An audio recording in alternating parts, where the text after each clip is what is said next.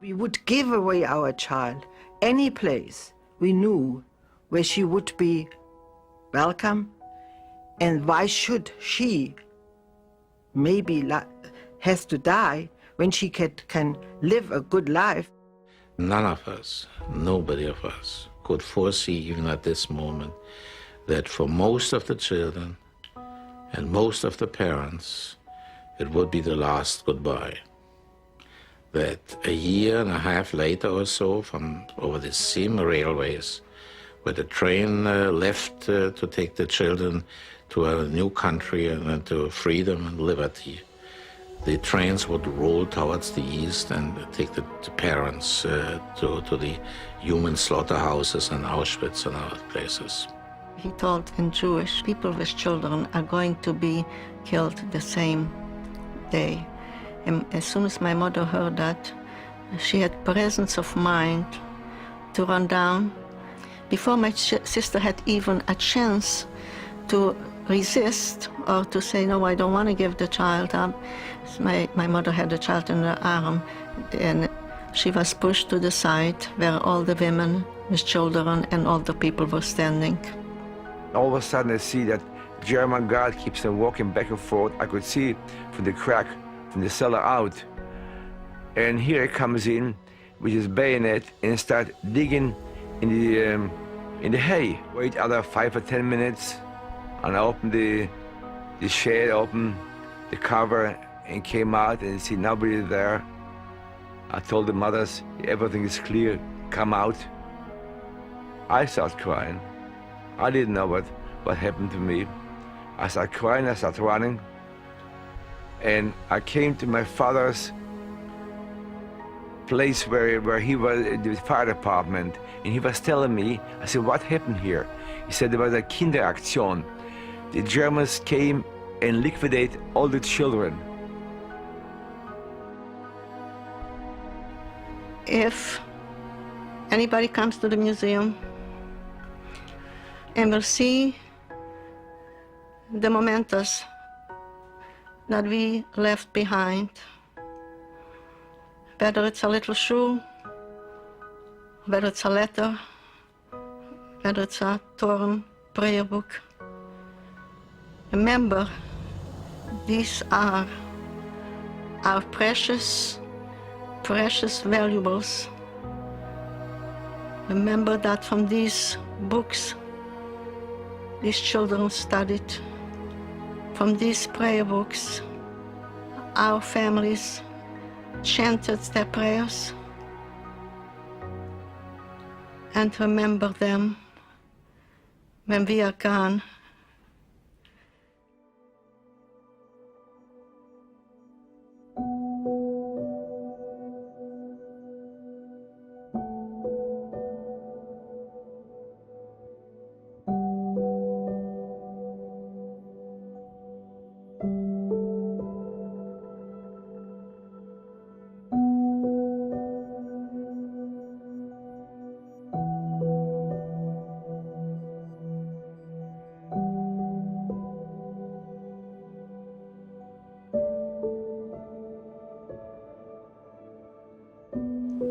In the first camp that we were, food was not a problem.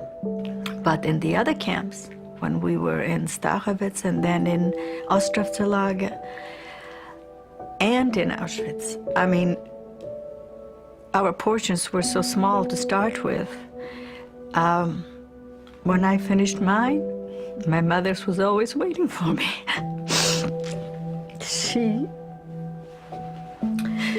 She actually made me believe that she wasn't hungry. And whatever she had, she shared with me. So that's why I'm here. This man just couldn't take it. Nobody could take it, but some had more strength than others. One day, after an exhausted day, and a special hard day I think it was, we come back and his ration of bread was stolen or disappeared. He says, that's it. He wanted to get kind of our approval that we did not let him die. We did not just feed him with words.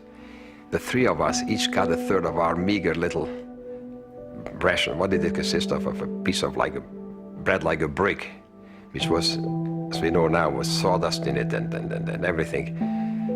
And we gave a third of that, a third of our life to this man, so he should not give up.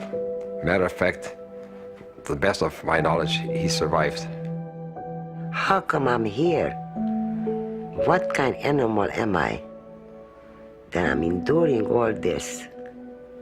I must be an animal if I do. And that was like a resignation to me to go on.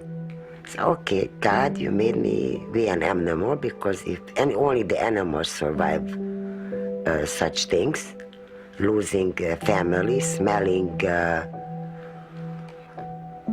human flesh and bones.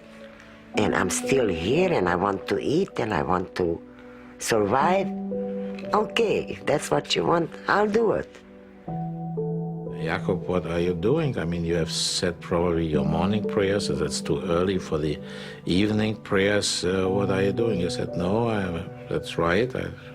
I say a special prayer to God. I said, what are you doing? He said, I'm praising God. I said, are you out of your mind?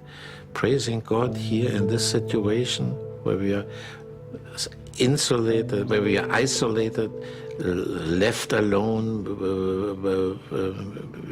in this hell, and you are praying to God and you are thanking Him? He said, yes, I'm thanking Him.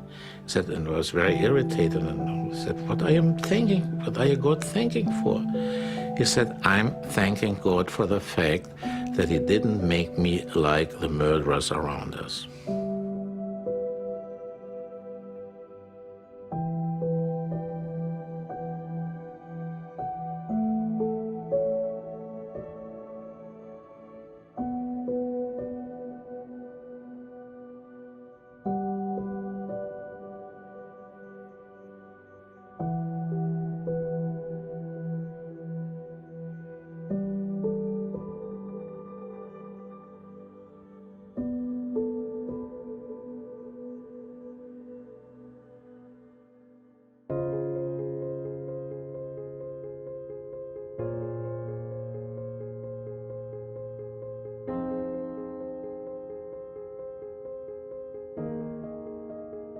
I feel somebody is picking me up by my shoulders to pull me out, okay?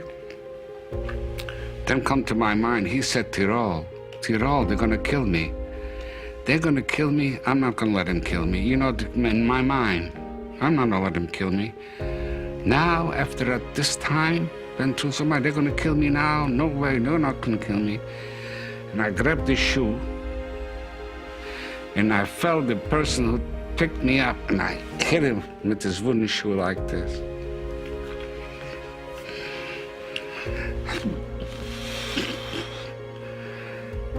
The guy started crying, and he said, I'm not going to kill you, I'm an American. I came to liberate you. You're free.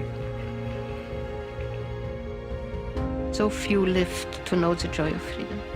And this is the most painful thing.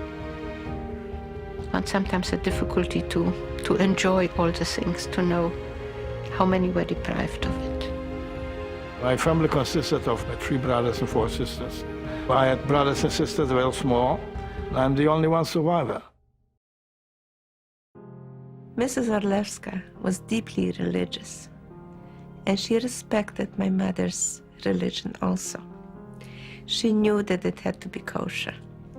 So she took one pot, which she said she'll scrub it up real good, and she won't use any fat at all. So she cooked potato soup for us every single day, and my mother would say, take a little money from this. She would not accept. And Mama would say, take a little money when you go to Mass and give it to the poor. And she would say, there are no poorer people than you. You children have no fresh air. You have no light. You have no freedom. Nobody is poorer than you. She wouldn't take a penny. Never. She never took a penny. She did it out of the goodness of her heart. There was a group of young men and women who risked their lives day in and day out to assist other Jews who worked on false papers, who smuggled money, and all they did this all to have others survive. And I am alive thanks to them. Why did the rescuers do it? My mother said to me, you know we can get killed, but you know, even if it's the last thing you do, you have to do that. Because you can't live with that injustice and not do anything, and then live with yourself and knowing you didn't do everything you could. I wouldn't want to live in a world where nobody cares a damn.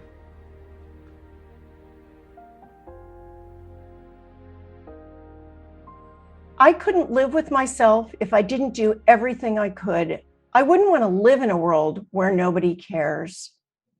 Those are such inspirational words from someone who knows exactly just how terrible the world can be when nobody cares. What the victims endured was unimaginable and unthinkable. The Holocaust teaches us that the unthinkable is always possible. And yet the survivors remind us that even in the darkest of worlds, some people cared, and that resistance, resilience, and rescue were also possible. Their caring and their struggles to maintain their humanity will remain an inspiration for the ages.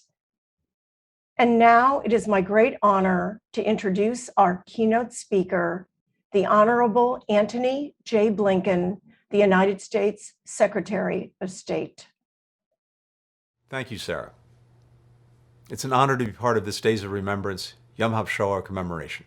A survivor of Auschwitz wrote that after the Jews were led into the gas chambers, the steel doors were sealed and the gas was turned on. They had only 3 minutes to live. And in those minutes, they, and I quote, found enough strength to dig their fingernails into the walls and scratch in the words that we know so well, never forget. Never forget. Their final living act was to warn us, to tell us to remember. So why is it that we must remember? Well, we remember to honor the lives of the 6 million Jews, as well as the Roma and Sinti, Slavs, disabled persons, LGBTQ, and other individuals, and so many others who were murdered by the Nazis and their collaborators. We remember to recognize the innate dignity of those killed and those who survived, something their killers sought to strip away with each dehumanizing act. We remember that before those people were victims, they were girls and boys, women and men, with distinct lives and hopes. They had unique ways of walking and speaking and laughing. As we saw in the footage shared, they ice skated, they sat on their parents' shoulders, they ate picnics outside. And we remember not only what happened, but also how it was allowed to happen. We remember to look at the institutions and societies we're part of, and to understand better what they did and what they did not do. We remember to learn, and we learn so that we do not repeat. The United States Holocaust Memorial Museum currently has an exhibit called Americans in the Holocaust. One story it highlights is about a man at the State Department named Breckinridge Long. He was appointed in 1939 by President Roosevelt as Assistant Secretary of the Special War Problems Division, a unit created after Hitler invaded Poland. Long oversaw immigration and refugee policy for countries impacted by the war, including the issuance of visas. He had immense power to help those being persecuted. Yet as the Nazis began to systematically round up and execute Jews, Long made it harder and harder for Jews to be granted refuge in the United States. He established onerous security checks, claiming they were necessary to prevent enemy spies from infiltrating the United States, even though there was no evidence that refugees posed that risk. Long didn't hide what he was doing. He wrote it up in official cables. One from June 1940 read, "We can delay and effectively stop for a temporary period of indefinite length the number of immigrants into the United States. We could do this by simply advising our consuls to put every obstacle in the way and to require additional evidence and to resort to various administrative devices which would postpone and postpone and postpone the granting of visas." End quote. Postpone and postpone and postpone, as the Nazis continued to kill and kill and kill. People working desperately to get Jews out of Europe didn't see Long's cable, but they felt its impact. Margaret Jones, an American Quaker trying to help Jews escape from Vienna, wrote this after a dispiriting meeting with the U.S. consul in Zurich, and I quote, "We cannot continue to let these tragic people go on hoping that if they comply with every requirement, if they get all the special documents required, they may just possibly be the lucky ones to get visas, when we know that practically no one is granted visas in Germany today." End quote. And yet, Jews went on hoping and trying, even as only a tiny fraction were granted visas. Assistant Secretary Long did still worse. He blocked cables with reports of the mass killing, which would have increased pressure for America to take in more Jews. He lied to Congress. He told them the State Department was doing everything in its power to rescue Jews from Europe and that the United States had admitted 580,000 Jewish refugees, when in fact we'd only taken in around 138,000 Jews. Now, it's important to note that Mr. Long did not act alone. Others at the State Department helped him draft and implement his policies. Still others sat silently while Long created more restrictions, more delays. But some did push back. A group of determined officials at the Treasury Department came up with payments to evacuate thousands of Jews in Romania and France who faced execution. After countless obstructions by officials like Long, they decided to appeal to President Roosevelt. They produced a document titled "Report to the Secretary on the Acquiescence of this Government in the Murder of the Jews," which laid out in devastating detail the State Department's refusal to help Jews. The authors wrote, and I quote, "State Department officials have not only failed to use the government machinery at their disposal to rescue the Jews from Hitler, but have even gone so far as to use this governmental machinery to prevent the rescue of these Jews." End quote. They warned, and I quote again, "This government will have to share for all time responsibility for this extermination." End quote. 6 days later, President Roosevelt announced the creation of the War Refugee Board to pursue the immediate rescue and relief of the Jews of Europe and other victims of enemy persecution. And the board went on to rescue tens of thousands of Jews and help hundreds of thousands more. But by then, more than 4 million Jews had already been murdered. From 1933 to 1943, America's immigration quotas permitted accepting 1.5 million people. Well, we admitted fewer than 480,000 people. More than 1 million slots unfilled, as thousands of Jews were murdered every day. Never forget, the words scratched into the walls of the gas chambers tell us. I hear that warning as the current Secretary of State, leading the institution where Breckinridge Long and others once used the levers of government to do harm. We must never forget the way individuals can make entire systems, from top to bottom, tilt toward the inhumane. How the sanitized language of cables, briefings, and regulations can be used to turn away people we should be helping. And we must not forget that individuals, armed with the truth in their convictions, can use those same mechanisms to save lives. The Treasury officials who found a way to help evacuate thousands of Jews. Margaret Jones, who submitted one visa application after another in a system rigged to say no because she understood what it would mean to get just one yes. The American GIs, who put their lives on the line to fight the Nazis and whose eventual victory saved so many lives. Lives like that of the teenage boy who saw those words scratched into the walls of the gas chambers in Auschwitz, convict B1713. That boy was my stepfather, Samuel Pizar. He had twice been sent to those gas chambers and managed to escape his death sentence, the second time by picking up a pail and brush and pretending he'd been sent to scrub the floors. We live in a time where anti-Semitism is on the rise again, in America and around the world. And as always, hatred of the Jews tends to go hand in hand with hatred of others, including LGBTQ, people of color, people with disabilities, refugees. When hateful ideology rises, violence is never far behind, as recent attacks on Asian Americans have illustrated. A few weeks ago, the Director of National Intelligence issued a report that racially or ethnically motivated violent extremists present the most lethal threat of domestic violent extremism in America today.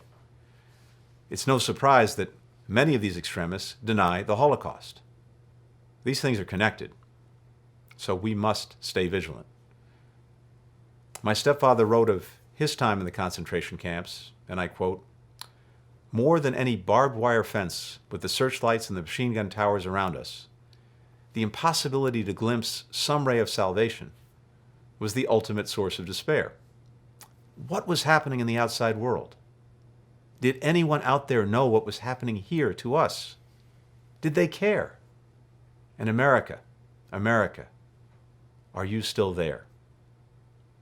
End quote. For my stepfather, America would answer his question in a GI who pulled him up into an American tank, which he called the womb of freedom. Yet there are many places, right now, where people are asking these same questions.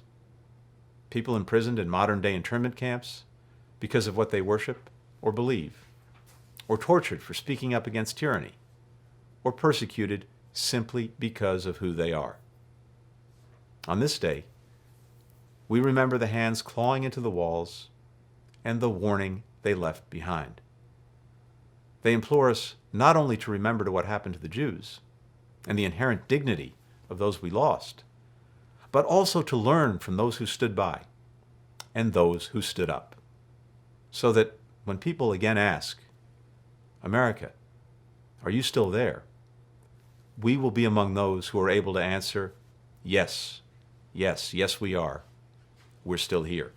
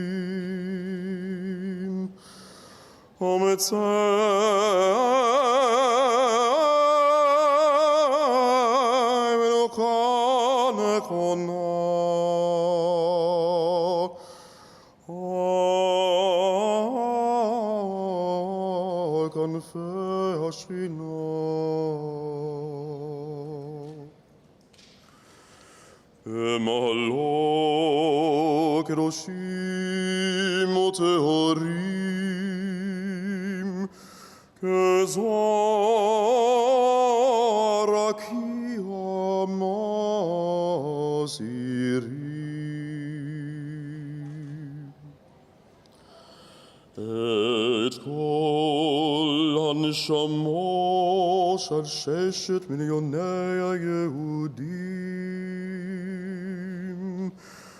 חללי השואה באירופה,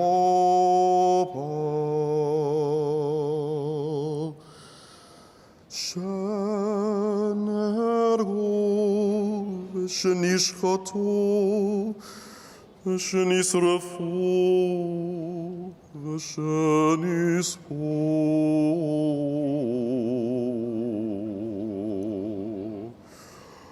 אוי קידוש השם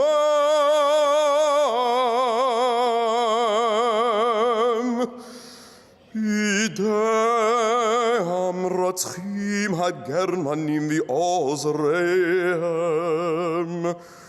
משאר עמים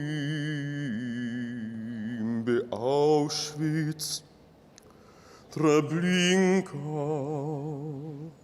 Majdanek, Mauthausen, Bergen-Belsen, Sobibor.